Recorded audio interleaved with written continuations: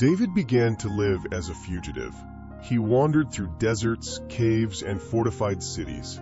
He never stayed in the same place for long.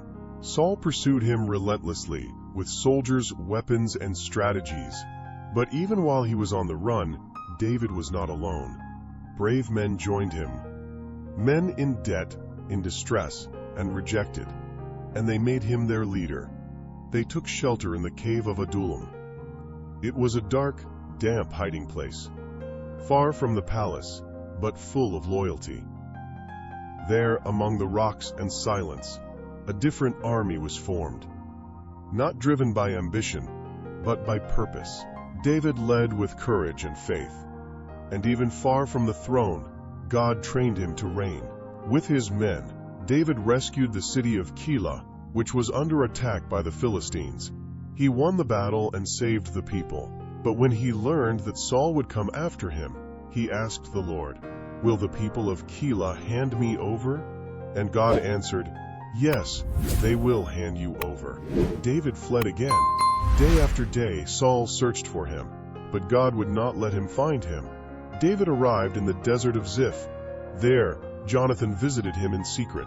He strengthened his faith. He said, "You will reign over Israel. My father knows that." They renewed the pact and said goodbye one last time. Soon afterward, the Ziphites betrayed David. They told Saul where he was. Saul marched with his soldiers and almost surrounded him. But news arrived. The Philistines had invaded the land. Saul had to retreat. God used war to free his anointed. David hid in En-Gedi, while Saul was resting in a cave. David, who was already inside with his men, quietly approached and cut off the corner of the king's robe. He did not harm him.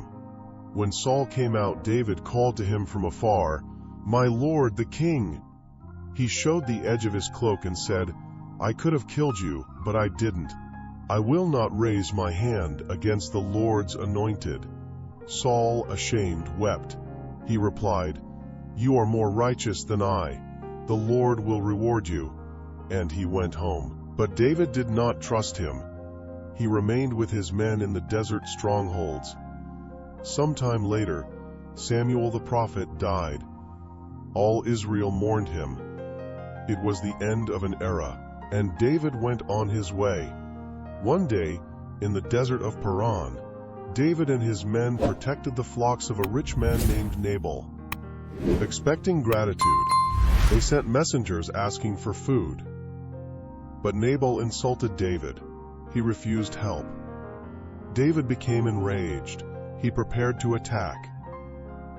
But Abigail, Nabal's wife, heard what had happened. Quickly and wisely, she took food and went to meet David. She bowed down before him. She asked for forgiveness for her husband. His words were gentle and full of honor. David listened, gave up the attack, and said, "Blessed be your wisdom." A few days later, Nabal died, and David took Abigail as his wife.